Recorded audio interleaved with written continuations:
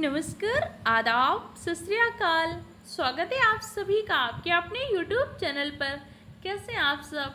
आशा करती हूँ आप सब बहुत अच्छे होंगे और बहुत अच्छे तरीके से अपनी पढ़ाई को कर रहे होंगे। आप सभी के एग्जाम के लिए एक बूस्टर सीरीज चल रही है। इसमें हम हर चीज़ के प्रीवियस ईयर क्वेश्चन पेपर को डिस्कस कर रहे हैं। जैसे कि आप सभी का यूपी पेट का पेड बैच चल रहा है, उसमें हम हिस्ट्री को, पॉलिटी को, इकोनॉमिक्स को, साइंस को प्रॉपर डिटेल तरीके से पढ़ रहे हैं। लेकिन हम पढ़ तो रहे हैं, लेकिन क्या हम जो चीज़ें पढ़ रहे हैं एग्जाम से इम्पोर्टेंट है, एग्जाम रेलिवेंट है कि नहीं? ऐसा तो नहीं हम कुछ भी पढ़ते जा रहे हैं। तो उसीलिए आप सबके यूट्यूब में एक सीरीज स्टार्ट की गई है, बूस्टर सीरीज। इसमें हम क्या करेंगे, प्रीवियस ईयर क्वेश्चन पेपर को डिस्कस कर लेंगे कि भाई जो आप पढ़ रहे हो क्या सच में ऐसे क्वेश्चन प्रीवियस ईयर में आए हैं, और कौन से प्रीवियस ईयर डिस्कस कर रहे हैं जो कि यूपी ट्रिपल एस या यूपी पीएससी कराती है। अगर आप यूपी पेट, लेखपाल, वीडियो, बीपीयू, लेखपाल, या फिर आप यूपी पुलिस कांस्टेबल या उत्तर प्रदेश की किसी भी भर्ती परीक्षा की तैयारी कर रहे हैं तो सीरीज आप सबके लिए बहुत ही हेल्पफुल रहेगी। आज हम मध्यकालीन भारत के इतिहास के इम्पोर्टेंट क्वेश्चन को डिस्कस करेंगे जो प्रीवियस ईयर क्वेश्चन पूछे गए। इसी के साथ साथ उनसे जुड़े अन्य इन्फॉर्मेशन को भी हम डिस्कस करते रहेंगे। तो कॉपी पेन लेकर बैठिएगा, इंपॉर्टेंट पॉइंट के नोट्स जरूर बनाइएगा। इसकी पीडीएफ आपको टेलीग्राम चैनल पे मिलेगी, जिसकी लिंक मैंने डिस्क्रिप्शन बॉक्स में डाल दिया है। जैसे कि इससे पहले हमने प्राचीन भारत का इतिहास पढ़ा था। प्राचीन भारत के इतिहास में मैंने आपको बताया था उत्तर भारत में एक वंश हुआ था, वर्धन वंश। वर्धन वंश के प्रमुख शासक थे हर्षवर्धन। हर्षवर्धन के बाद कहीं ना कहीं उत्तर भारत में क्या हो गया, धीरे धीरे बिखराव प्रारंभ हो गया, क्योंकि हर्षवर्धन के बाद कोई भी इतना योग्य शासक नहीं हुआ जिसने पूरे भारत में एक छत्र रूप से शासन किया। फिर धीरे धीरे उत्तर भारत, दक्षिण भारत तो पहले से टूटने लगा था, छोटे छोटे हिस्सों में टूटने लगा। तो अब कहीं ना कहीं विदेशी आक्रांता भी भारत में आने लगे। इससे पहले भी हमने 4 विदेशी आक्रमणकारी पढ़े थे। इंडो ग्रीक आए थे, इसी के साथ साथ आपके सुंग आए थे, इसी के साथ साथ पहलो आए थे, पार्थियन आए थे। ये सब विदेशी आक्रमणकारी थे जिन्होंने भारत में आक्रमण किया था। लेकिन इन्होंने भारत में आक्रमण करके भारत में ही वंश की स्थापना कर दिया। जैसे कुषाणों के बारे में पढ़ते, कुषाण वंश की स्थापना कर दिया था। इंडो ग्रीक इन्होंने हिंद वंश की स्थापना कर दिया था। पहलो इन्होंने पार्थियन वंश की स्थापना कर दिया था।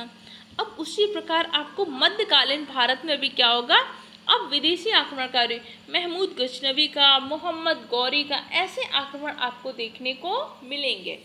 तो उसी से हमारा मध्यकालीन भारत का इतिहास प्रारंभ होता है।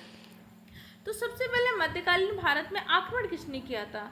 भैया महमूद गजनवी का आक्रमण होता है। महमूद गजनवी से पहले अगर पूछेगा पहला अरब आक्रमणकारी जिसने भारत में सफल आक्रमण किया था, मोहम्मद बिन कासिम।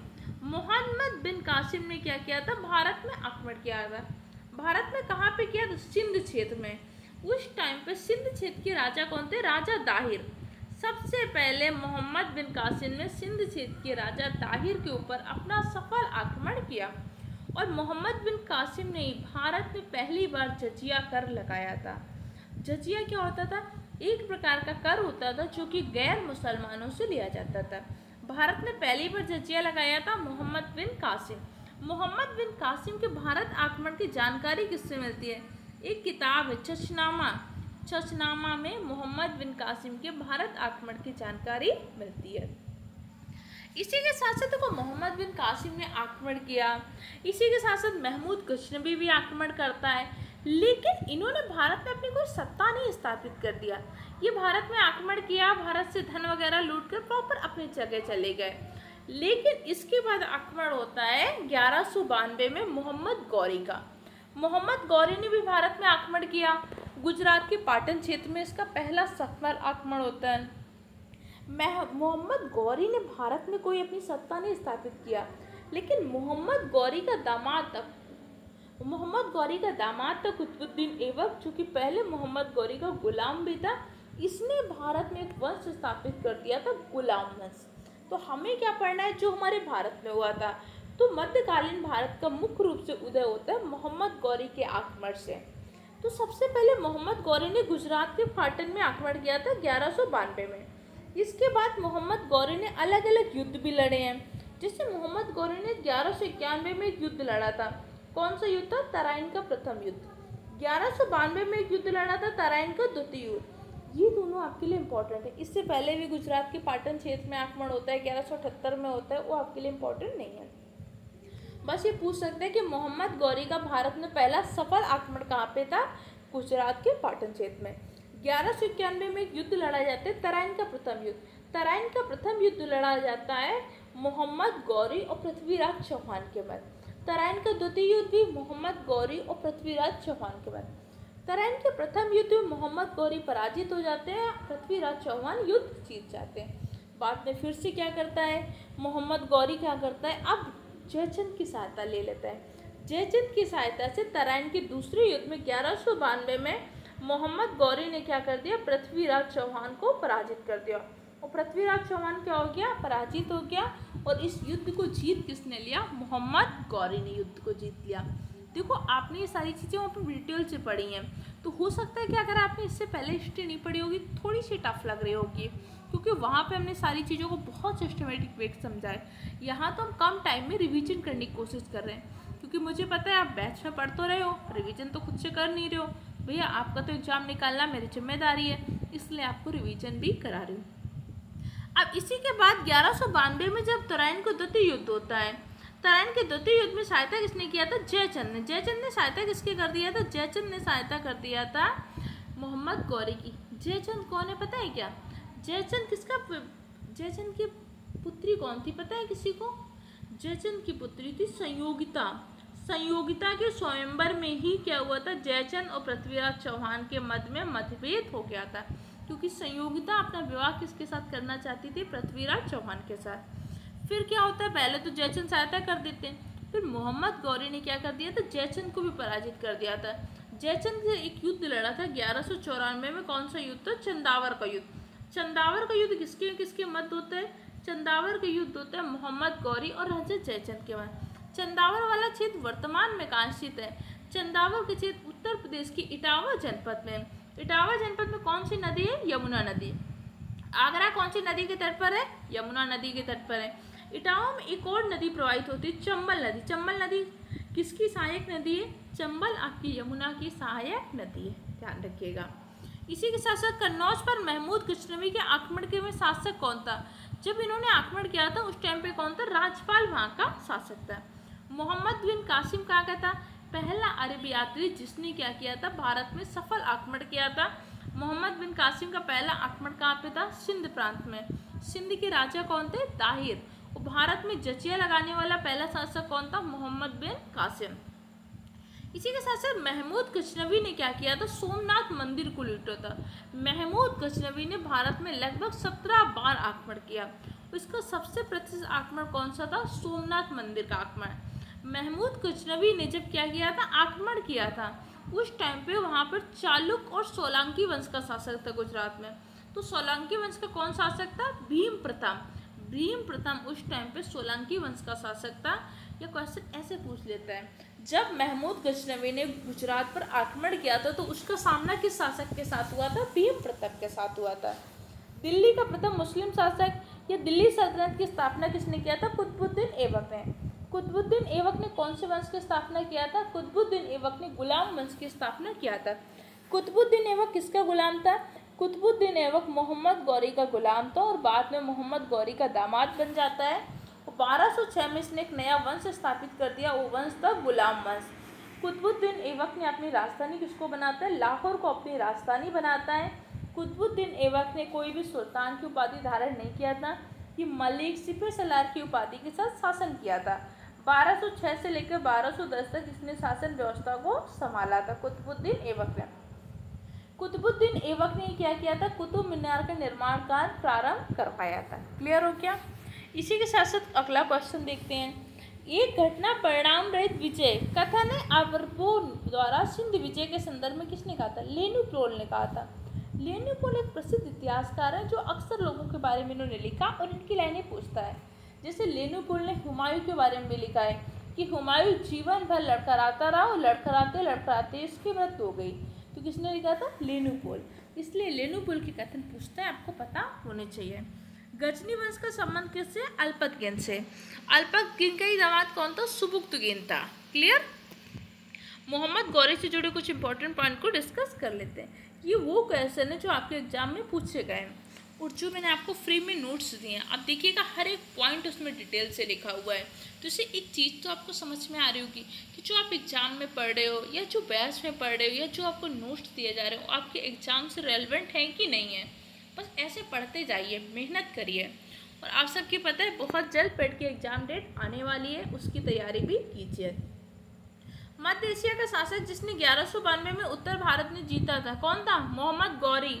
मोहम्मद गौरी ने 1192 में कौन सा युद्ध लड़ा था? तराइन का द्वितीय युद्ध। तराइन का द्वितीय युद्ध किसके किसके मध्य में हुआ था? पृथ्वीराज चौहान और मोहम्मद गौरी के मध्य। तराइन के द्वितीय युद्ध में जीत कौन जाता है? तराइन के द्वितीय युद्ध में जीत जाता है मोहम्मद गौरी और पृथ्वीराज चौहान हार जाते हैं। पृथ्वीराज चौहान जिसका संबंध है शाकंभरी चौहान वंश से। पृथ्वीराज चौहान को राय पिथौरागढ़ की उपाधि भी मिली थी। वह युद्ध जिससे भारत में मुस्लिम शक्ति की स्थापना हुई थी, तराइन का द्वितीय युद्ध। वह शासक जो पृथ्वीराज चौहान के नाम से जानते हैं, पृथ्वीराज तृतीय और अरुणराज तृतीय, ये दोनों क्या थे? चौहान वंश के प्रसिद्ध शासक थे। भारतीय गौरव का अंतिम सूर किसके लिए प्रयुक्त किया जाता है? पृथ्वीराज चौहान के लिए। मोहम्मद गौरी का दास जिसने बंगाल और बिहार पर विजय प्राप्त किया था, बख्तियार खिलजी। बख्तियार खिलजी क्या था? मोहम्मद गौरी का सेनापति था। और जब भारत में कुतुबुद्दीन ऐबक ने गुलाम वंश की स्थापना कर दी है तो कुतुबुद्दीन ऐबक का भी सेनापति बन जाता है। यही बख्तियार खिलजी है जिसने क्या कराया था? नालंदा विश्वविद्यालय का विध्वंस कराया था। नालंदा विश्वविद्यालय का निर्माण किसने करवाया था? नालंदा विश्वविद्यालय का निर्माण करवाया था कुमारगुप्त ने, जो कि गुप्त वंश के शासक हैं। भारत का विश्व का प्रथम विश्वविद्यालय कौन सा है? तक्षशिला विश्वविद्यालय। तक्षशिला विश्वविद्यालय का निर्माण करवाया था पंजाब के राजा तक्ष ने। और नालंदा विश्वविद्यालय का निर्माण किसने करवाया था? गुप्त वंश के शासक कुमारगुप्त ने नालंदा विश्वविद्यालय का निर्माण करवाया था। किसके सिक्कों पर बगदाद के अंतिम खलीफा का नाम अंकित था? अलाउद्दीन मसूद शाह। अलाउद्दीन मसूद शाह के सिक्कों पर बगदाद के अंतिम खलीफा का नाम अंकित किया गया था। सल्तनत काल कब से कब तक चलता है? 1206 से लेकर 1526 तक। इस दिल्ली सल्तनत के काल में भी आपको अलग अलग वंश देखने को मिलते हैं, जैसे कि गुलाम वंश मिलता है, इसके बाद आपका खिलजी वंश मिलता है, लोधी वंश मिलता है, सैयद वंश मिलता है, ये आपके क्या होते हैं? तुगलक वंश मिलता है। ये आपके दिल्ली सल्तनत के वंश होते हैं। अब 1526 में भारत में किसका आक्रमण होता है? बाबर का। फिर बाबर ने क्या कर दिया? एक नया वंश स्थापित कर दिया, वो मुगल वंश। उससे मुगल वंश के नाम से क्यों जानते हैं? क्योंकि उसमें जो भी शासक बना कहीं ना कहीं उसका संबंध बाबर के परिवार से था। इसे हम दिल्ली सल्तनत क्यों कहते हैं? कि उसमें अलग अलग आया। जैसे कुतुबुद्दीन ऐबक आया तो कुतुबुद्दीन ऐबक के बाद क्या हुआ? एक अलग वंश आ गया। तुगलक वंश आया तो तुगलक वंश के बाद एक अलग वंश आ गया, सैयद वंश। तो अलग वंश आ गया खिलजी वंश, अलग वंश आ गया लोधी वंश। ये अलग अलग वंश आया तो इसलिए इसको हम उस क्षेत्र के नाम से, इसलिए इस काल को हम दिल्ली सल्तनत का काल कहते हैं। 1206 से लेकर 1526 तक। 1526 से 1857 तक के काल में क्या होता है? मुगल सल्तनत चलती है। वो 1857 के बाद भारत से क्या होता है? मुगल सल्तनत प्रॉपर समाप्त हो जाती है और डायरेक्ट शासन किसका प्रारंभ हो जाता है? ब्रिटेन से महारानी का या क्राउन शासन प्रारंभ हो जाता है। दिल्ली का प्रथम सुल्तान जो युद्ध लड़ता हुआ मारा गया था, इब्राहिम लोदी। इब्राहिम लोदी को पराजित किसने किया था? कमेंट सेक्शन में आंसर दे सकते हैं, फटाक से दीजिएगा। अब चलिए गुलाम वंश से जुड़े कुछ इंपॉर्टेंट पॉइंट को डिस्कस कर लेते हैं। गुलाम वंश की स्थापना किसने किया था? गुलाम वंश की स्थापना किया था कुतुबुद्दीन ऐबक ने। कब किया था? 1206 में किया था। कुतुबुद्दीन ऐबक को सुल्तान की पदवी प्रदान किसने किया था? गयासुद्दीन मोहम्मद ने। लेकिन कुतुबुद्दीन ऐबक ने स्वयं सुल्तान की उपाधि धारण नहीं किया। इसीलिए गुलाम वंश का संस्थापक तो कुतुबुद्दीन ऐबक को कहते हैं, लेकिन गुलाम वंश का वास्तविक संस्थापक किसको कहते हैं? गुलाम वंश का वास्तविक संस्थापक कहते हैं इल्तुतमिश को। इल्तुतमिश किसका दामाद था? इल्तुतमिश दामाद था आपके कुतुबुद्दीन ऐबक का। पहले दामाद बनने से पहले क्या था? गुलाम था। देख लो, गुलाम भी दामाद बन रहे। पावर की ज़रूरत होती। आज अगर आपके पास पैसा है, पावर है, तो सब आपके रिश्तेदार हैं। और पैसा पावर नहीं ना, तो आपके अपने भी आपसे मुंह मोड़ लेंगे, आपको अपने आप की पहचान नहीं पाएंगे। तो अपनी पहचान जरूर बना लीजिए, मेहनत करनी पड़ेगी। सिक्कों पर टकसाल लिखने की परंपरा भारत में किसने प्रारंभ किया था? सिक्कों पर उस सिक्के वहाँ के टकसाल का मतलब क्या होता है? जहाँ पर सिक्का डाला जाता है, जहाँ पे सिक्का डाला जा रहा है उस टकसाल का नाम उस सिक्के पर डाला जाए, ये परंपरा भारत में प्रारंभ किया था इल्तुतमिश ने। इल्तुतमिश को ही क्या कहते हैं, दिल्ली सल्तनत का गुलाम वंश का वास्तविक संस्थापक कहते हैं। इल्तुतमिश को दासों का दास कहते हैं। इल्तुतमिश ने ही क्या किया था, कुतुब मीनार के निर्माण कार्य को पूरा कराया था। कुतुब मीनार का निर्माण प्रारंभ तो करवा दिया था कुतुबुद्दीन ऐबक ने, लेकिन इसके निर्माण को पूरा किसने करवाया था, इल्तुतमिश ने करवाया था। मंगोल आक्रमणकारी चंगेज खां किसके काल में भारत की उत्तर पश्चिम सीमा पर आया था, इल्तुतमिश के टाइम पर मंगोल आक्रमणकारी ने भारत की उत्तर पश्चिम सीमा पर आक्रमण किया था। यह कई बार पूछ लेता है चंगेज खां का संबंध किससे, चंगेज खां का संबंध है आपके मंगोलों से। भारतीय इक्ता व्यवस्था को प्रारंभ किसने किया था, इक्ता व्यवस्था को प्रारंभ किया था इल्तुतमिश ने। इक्ता व्यवस्था के अंतर्गत क्या कर रहा था, भूमि के मतलब वेतन के बदले भूमि देने की व्यवस्था को ही क्या कहते थे, इक्ता व्यवस्था कहते थे। इसी के साथ साथ चालीसा दल का गठन किसने किया था, तुर्कान चाहेलगानी या चालीसा दल का गठन किया था इल्तुतमिश ने। बाद में चालीसा दल को भंग कौन करता है, बलबन। बलबन ने चालीसा दल को क्या कर दिया था, भंग कर दिया था। बलबन के राजत्व का सिद्धांत, सबसे पहली बार राजत्व का सिद्धांत किसने दिया था, बलबन ने दिया था। बलबन स्वयं को जिले इलाई अर्थात ईश्वर की परछाई कहता था। बाद में बलबन के राजस्व सिद्धांत को पुनः स्थापित किया था अलाउद्दीन खिलजी ने। जब खिलजी वंश में अगला शासक बनता है अलाउद्दीन खिलजी, अलाउद्दीन खिलजी ने अपने ही चाचा जलालुद्दीन फिरोज खिलजी की हत्या करके स्वयं शासक बना था। तो अलाउद्दीन खिलजी ने पुनः राजत्व का सिद्धांत देता है। पहली बार राजत्व का सिद्धांत किसने दिया था, बलबन ने दिया था। बलबन ने ही क्या किया था, सिजदा और पैबोस प्रथा को प्रारंभ किया था। बलबन ने ही क्या किया था, तुर्कान ए चहलगानी पद को समाप्त कर दिया था। तुर्कान ए चहलगानी क्या होता है, 40 सरदारों को समूह होता है। बलबन का संबंध किससे, बलबन का संबंध है आपके गुलाम वंश से। दिल्ली का प्रथम शासक जिसने दरबार में गैर इस्लामी परंपराओं को प्रारंभ किया था कौन है, बलबन। इसने सिजदा और पैबोस प्रथा को प्रारंभ किया था। नौरोज उत्सव मनाना प्रारंभ किसने कराया था, बलबन ने कराया था। रक्त और लौ की नीति में विश्वास कौन करता था, रक्त और लौ की नीति में विश्वास करता था आपका बलबन। बलबन के काल में विद्रोह करने वाला बंगाल का गवर्नर था। बंगाल के टाइम पे बंगाल में तुगरिल खान ने विद्रोह किया था। ये क्वेश्चन बहुत बार एग्जाम में पूछा गया, इसलिए इसको ध्यान रखिएगा। सुल्तान जिसने गढ़मुक्तेश्वर की मस्जिद की दीवार पर शिलालेखों में स्वयं को खलीफा कहा, इसने क्या किया था, बलबन ने स्वयं को खलीफा कहा था। ऐसा इसने उत्कीर्ण भी करवाया था गढ़मुक्तेश्वर की मस्जिद पर।